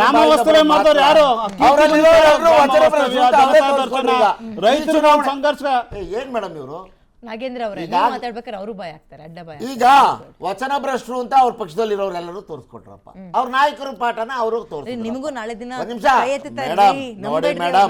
ನೋಡಿ ಮೇಡಮ್, ಒಂದು ಪಕ್ಷ ದಕ್ಷ ಪಕ್ಷ ನಮ್ದು, ಶಿಸ್ತಿನ ಪಕ್ಷ ನಮ್ದು ಅಂತ ಹೇಳ್ಕೊಳ್ಳೋ ಇಬ್ರು ಕೂಡ ಒಂದ್ ಪ್ರಶ್ನೆಗೆ ಉತ್ತರ ಕೊಡಿ. JDS ನ ಇನ್ನಿಲ್ಲ ಅಂತ ಅನ್ನಿಸ್ಬೇಕು ಅನ್ನೋ ಪ್ರಯತ್ನದಲ್ಲಿ ಹೋಗ್ತಾ ಇದ್ರಿ, ಶುರು ಮಾಡ್ಬಿಟ್ರಾ? ಅಲ್ಲ ನಾವಲ್ಲ, ಪಕ್ಷ ಮುಗಿಸಕ್ಕೆ ನಾನು ಜನ್ಮ ಎದ್ದು ಬರ್ಬೇಕು, ನಿಷ್ಠಾವಂತ ಕಾರ್ಯಕರ್ತರ ಮೇಲೆ ನಿಂತಿರೋಂತ ಪಕ್ಷ. ಕಾರ್ಯಕರ್ತರು ನಿಷ್ಠಾವಂತರಾಗಿದ್ದಾರೆ, ಲೀಡರ್ಸ್ ಗಳು ಹೆಂಗಿದ್ದಾರೆ? ಪ್ರಶ್ನೆ ಕೇಳಿದ್ ನನ್ನ ಉತ್ತರ ಸಮೀವುಲ್ಲಾ ಸರ್, ಇವ್ರ ಪಕ್ಷದೊಳಗಡೆ ಇವರ ಭಾವನ್ನೇ ಅಂದ್ರೆ ಇವ್ರ ಭಾವನ್ನೇ ಸ್ವತಃ ಇವ್ರ ಪಕ್ಷದ ಕ್ಯಾಂಡಿಡೇಟ್ ಮಾಡಿ ಚುನಾವಣೆ ಜಮೀರ್ ಅಹಮದ್ ಕತೆ, ಮಹದೇವಪ್ಪನ ಕತೆ, ಇವತ್ತು ಅಹಿಂದ ನಾಯಕ ಕ್ಯಾಬಿನೆಟ್ ಮಿನಿಸ್ಟರ್ ಪೋಸ್ಟ್ ಕೊಡ್ಬೇಕಾಯ್ತು. ಅಹಿಂದ ನಾಯಕರ ಗೆಲುವು ಆಯ್ತು. ನಾಗೇಂದ್ರ ಅವರೇ, Samiulla sir please go head. ಒಂದು ನಾನು ಇಲ್ಲಿ ನಾನು ನಮ್ಮ ಸ್ನೇಹಿತರು ಮಾಡ್ತಿರೋ ಚರ್ಚೆಯನ್ನು ನಾನು ಕೇಳಿಸ್ಕೊತಿದ್ದೀನಿ. ಒಂದು ಇಂಪಾರ್ಟೆಂಟ್ ಪಾಯಿಂಟ್ ನಾನು ಇಲ್ಲಿ ರಿಜಿಸ್ಟರ್ ಮಾಡೋದಕ್ಕೆ ಬಯಸೋದು ಏನು ಅಂತಂದ್ರೆ, ಇದು ಮೇಲ್ನೋಟಕ್ಕೆ ಒಂದು ಕೌನ್ಸಿಲ್ ಚುನಾವಣೆ ಅಂತ ಅನ್ಸ್ಬೋದು. ನಂಬರ್ 1, ಇದ್ರ ಬಗ್ಗೆ ಇದಕ್ಕಿನ್ನ 17 ಜನನೇ ಹಾರ್ಬಿಟ್ಟಿದ್ದಾರೆ, ಅಥವಾ ಸಿದ್ದರಾಮಯ್ಯ ಕಾಲಕ್ಕೆ 7 ಜನನೇ JDS ಇಂದ ಹಾರ್ಬಿಟ್ಟಿದ್ದಾರೆ, ನಮಗೇನು ಮಾಡಕ್ಕಾಗಿಲ್ಲ. ಈ ಸ್ವಲ್ಪ ಚರ್ಚೆ ನಡೀತಾ ಇದೆ. ಓಕೆ, ಇತಿಹಾಸದಲ್ಲಿ ಅದು ದಾಖಲಾಗಿದೆ. ಒಂದು. ಎರಡನೇದು ಬಿಜೆಪಿ ಜೆಡಿಎಸ್ ಅಲಯನ್ಸ್ ಇದೆ, ಹೆಂಗೋ ವರ್ಕೌಟ್ ಮಾಡ್ಕೊಂಡು ಹೋಗ್ಬೋದು, ಏನೋ ಆಗುತ್ತೆ ಅಂತ ಆ ತರದ್ದು ನಾವು ಒಗ್ಗಟ್ಟಾಗಿದ್ದೇವೆ ಅಂತ ಏನೋ ಹೇಳೋದು ಕೇಳ್ತಿದ್ದಾರೆ. ಅದ್ಯಾವುದೂ ಅಲ್ಲ. ಅದು ಕಾಂಟ್ರವರ್ಸಿನ ಡೌನ್ ಪ್ಲೇ ಮಾಡೋದಕ್ಕೆ ಬಿಜೆಪಿ ಜೆಡಿಎಸ್ ಅವರು ಪ್ರಯತ್ನ ಪಡ್ತಿದ್ದಾರೆ. ಆದ್ರೆ ನಾವಿಲ್ಲಿ ತಿಳ್ಕೊಬೇಕಾಗಿರೋದು ಏನು ಅಂದ್ರೆ, D K Shivakumar brilliant, Chanakya ರಾಜಕಾರಣಿ, ಇಂಥವು ಬೇಕಾದಷ್ಟು ಆಟಗಳನ್ನ ಆಡಿದ್ದಾರೆ. ಮುಂದಿನ ವಿಧಾನಸಭೆ ಚುನಾವಣೆಗೆ ಈಗಲೇ ರೆಡಿ ಆಗ್ತಿರೋದು ಇದರಿಂದ ಗೊತ್ತಾಗುತ್ತೆ. ಅವರು ಮುಂದಿನ ವಿಧಾನಸಭೆಗೆ ಈಗಲೇ ಸಿದ್ಧತೆಯನ್ನ ಮಾಡ್ಕೊತಿದ್ದಾರೆ. ಯಾವ ಪಕ್ಷದಲ್ಲಿ ಎಲ್ಲಿ ದುರ್ಬಲ ಮಾಡ್ಬೇಕು, ಯಾವ ಪಕ್ಷದ ಎಲೆಕ್ಟೆಡ್ ರೆಪ್ರೆಸೆಂಟೇಟಿವ್ಸ್ ಎಲ್ಲಿ ಕಸಿಬೇಕು, ಅವರಿಗೆ ಕೊಟ್ಟಿರುವ ಭರವಸೆಗಳೇನು, ಯಾವ ಪಕ್ಷಗಳನ್ನ ಎಲ್ಲಿ ಡ್ಯಾಮೇಜ್ ಮಾಡ್ಬೇಕು. ಮೊನ್ನೆ ಕನಕಪುರದಲ್ಲಿ ಅವರು ಅಭಿನಂದನೆ ಸ್ವೀಕಾರ ಮಾಡೋ ಸಂದರ್ಭದಲ್ಲಿ ಹೇಳಿದ್ದು, ಜೆಡಿಎಸ್ ಗೆ ನಮ್ಮ ಪಕ್ಷ ಸದಾ ಬಾಗಿಲು ತೆರೆದಿರುತ್ತೆ. ಅವ್ರ ಬ್ರದರ್ ಹೇಳಿದ್ದೇನು, ಬರೀ ಜೆಡಿಎಸ್ ಅಲ್ಲ ಬಿಜೆಪಿಗೂ ತೆಗ್ದಿರುತ್ತೆ ಅಂತಂದ್ರು. ಈಗ ತೆಗೆದ್ರಲ್ಲ ಬಾಗ್ಲು, ಬಂದ್ರಲ್ಲ ಎಲ್ರು ಅಲ್ಲ.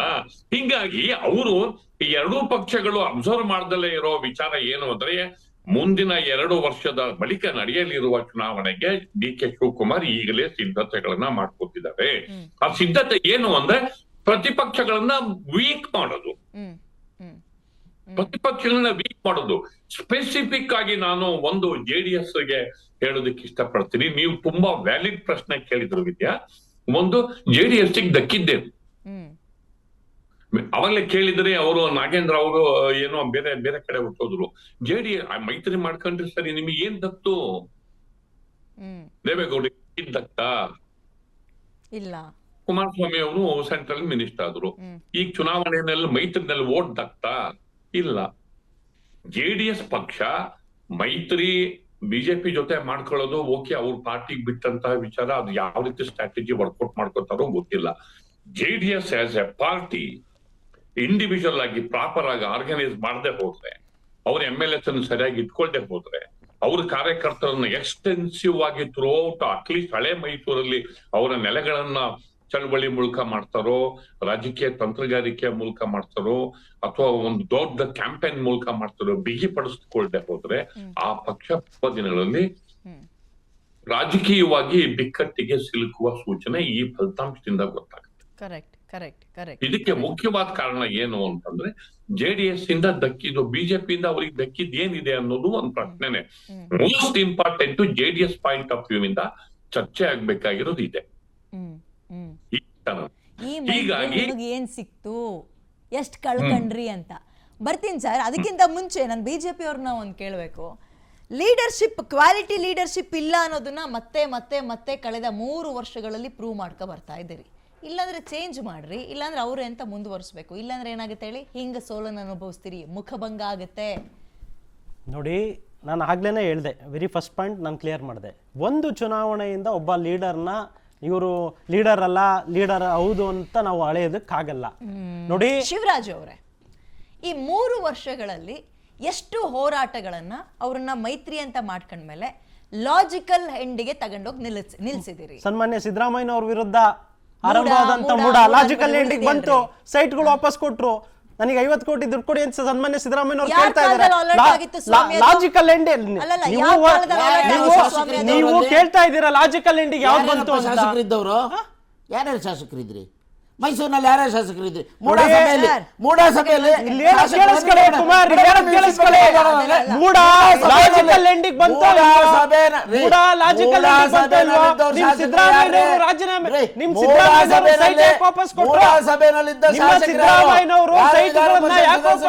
ನೀವೇ ಪರ್ಮಿಷನ್ ಕೊಟ್ಟು ನೀವೇ ಸೈನ್ ಮುಖ್ಯಮಂತ್ರಿ ನನಗೆ ಗೊತ್ತಿಲ್ಲ ಈ ವ್ಯವಹಾರ ಅಂತ. 14 ಸೈಟ್ಗಳನ್ನ ವಾಪಸ್ ಮಾಡಿದಂತ ಸಿದ್ದರಾಮಯ್ಯನವರು ಲಾಜಿಕಲ್ ಎಂಡಿಂಗ್ ಬಂತು. ಲಾಜಿಕಲ್ ಎಂಡಿಂಗ್ ತಂದಿದ್ದಾರು. ಜನವಿರೋಧಿ ಸರ್ಕಾರ, ಸಾವಿರಾರು ಹಗರಣ ಇದೆ. ಆಡಿಯೋ ಮ್ಯೂಟ್ ಮಾಡಿ 1 ಸೆಕೆಂಡ್ ತಡೀರಿ. ಸಮೀವುಲ್ಲಾ ಸರ್, ನಾನೊಂದು ಪ್ರಶ್ನೆನ ಅವ್ರು ಬಿಜೆಪಿ ಕೇಳಿದ ಪ್ರಶ್ನೆ ಒಂದ್ ಏನೋ ಸೆಕೆಂಡ್ ನೀವು ತಡೀರಿ ಉತ್ತರ ತಡೀರಿ ಹೇಳಿ. ತಡೀರಿ ಮೇಡಮ್ ಒಂದ್ ಸೆಕೆಂಡ್ ಕುಮಾರ್ ನಾನು ಅವರೇ, ಶಿವರಾಜ್ ಒಂದ್ ಸೆಕೆಂಡ್ ಆಡಿಯೋ ಮ್ಯೂಟ್ ಮಾಡ್ರಿ ಇಬ್ರದ್ದು, ಆಡಿಯೋ ಆಡಿಯೋ ಮ್ಯೂಟ್ ಮಾಡಿ ಇಬ್ರದನ್ನು. ನಾಗೇಂದ್ರ ಅವರೇ, ನಿಮ್ಗೂ ಹೇಳದ್ ಬೇಡ. ಸಮೀವುಲ್ಲಾ ಸರ್, ನನ್ನ ಪ್ರಶ್ನೆ ಇಷ್ಟೇ, ನಾನು ಬರುವ ಪ್ರತಿಯೊಬ್ಬ ಬಿಜೆಪಿ ಲೀಡರ್ಸ್ಗೂ ಕೇಳ್ತಾ ಇರೋದು, ನಿಮ್ಮಲ್ಲಿರುವ ನಾಯಕತ್ವದ ಗುಣ ಸ್ಟ್ರಾಂಗ್ ಆಗಿಲ್ವಾ? ಇದ್ರೂ ಯಾಕೆ ಒಪ್ಕೋತಾ ಇಲ್ಲ?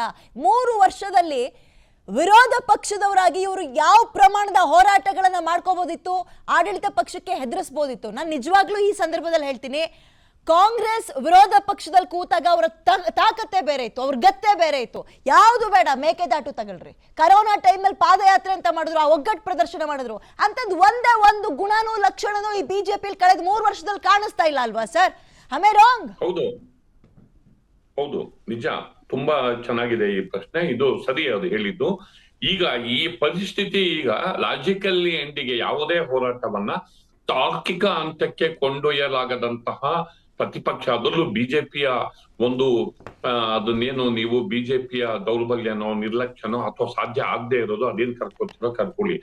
ಇದು ಇದೀಗ ಈ ಚುನಾವಣೆಯ ಫಲಿತಾಂಶದ ಬಳಿಕ ಹೈಕಮಾಂಡ್ ಮಧ್ಯ ಪ್ರವೇಶಿಸಿ ಮೇಜರ್ ಸರ್ಜರಿ ಮಾಡಲೇಬೇಕಾದಂತಹ ಪರಿಸ್ಥಿತಿಯನ್ನ ಈಗ ಸೃಷ್ಟಿ ಮಾಡಿದೆ.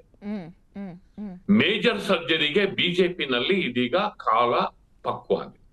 ಆ ಮೇಜರ್ ಸರ್ಜರಿಯನ್ನ ಪಕ್ಷದ ವರಿಷ್ಠರು ಯಾವ ರೀತಿ ಗ್ರಹಿಸ್ತಾರೋ ಗೊತ್ತಿಲ್ಲ. ಯಾಕೆಂದ್ರೆ ಸರ್ಜರಿ ಮಾಡುವ ಭರಾಟೆನಲ್ಲಿ ಒಂದು ಬಿಕ್ಕಟ್ಟಿನಿಂದ ಮತ್ತೊಂದು ಬಿಕ್ಕಟ್ಟಿಗೆ ಹೊರಳಬಾರ್ದು.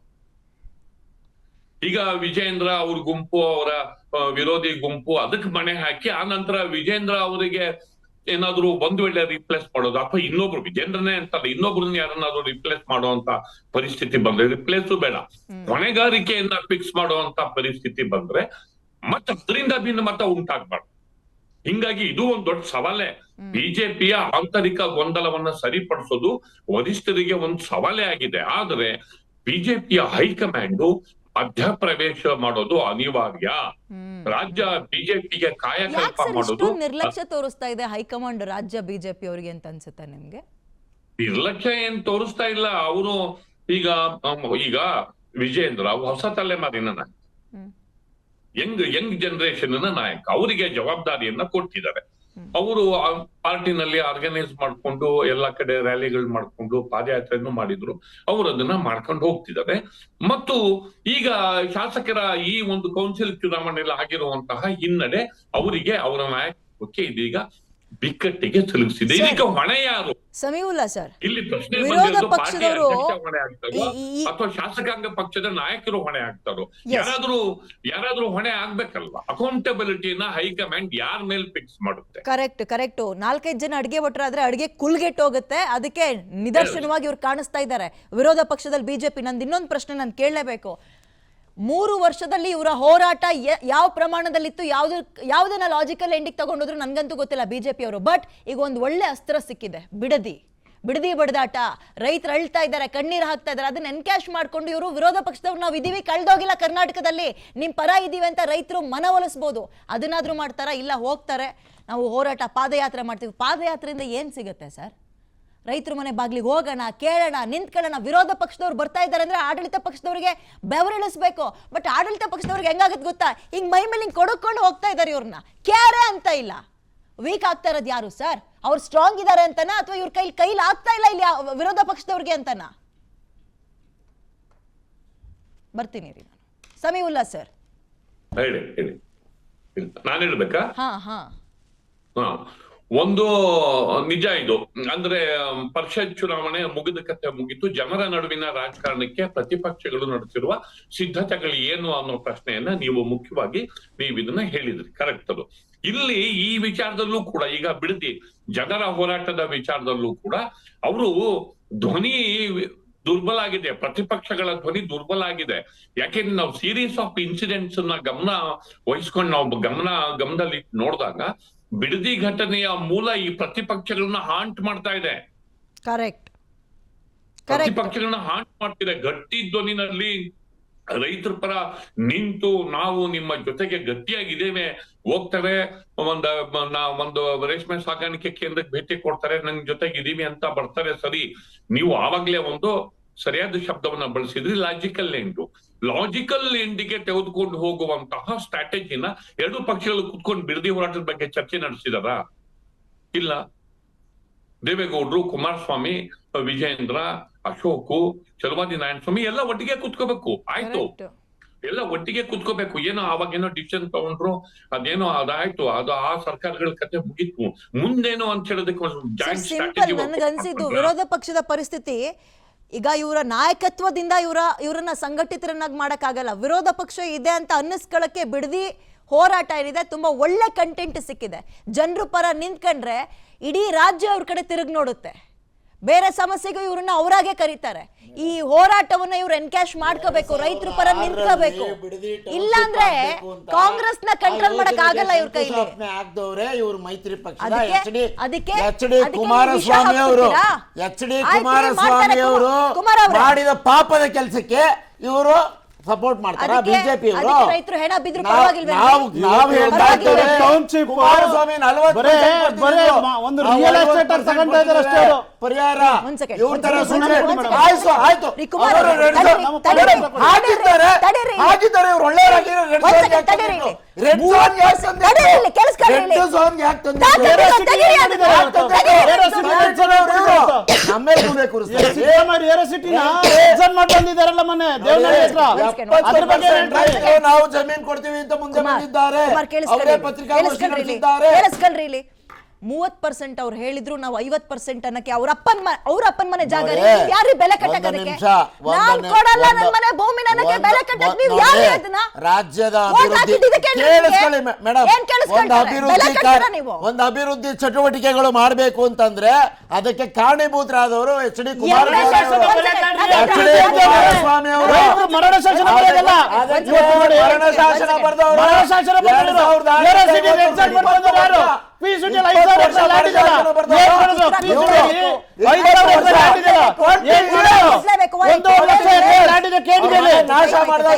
1.5 ಲಕ್ಷ ಎಕರೆ ಲ್ಯಾಂಡ್ ಇದೆ, ಇವತ್ತು ಕೆಡಿ ಬೆಲೆ 45,000 ಮಾಡಿದ್ದಾರೆ. 1 ಲಕ್ಷ ಎಕರೆ ಇವತ್ತು ಕೆಡಿ ಬೆಲೆ ಉಳಿದಿದೆ. ಏನ್ ಡೆವಲಪ್ಮೆಂಟ್ ಮಾಡಿದ್ರೆ ಪಿ ಸಿಟಿ ಡೆವಲಪ್ಮೆಂಟ್ ಸುಳ್ಳನ್ನ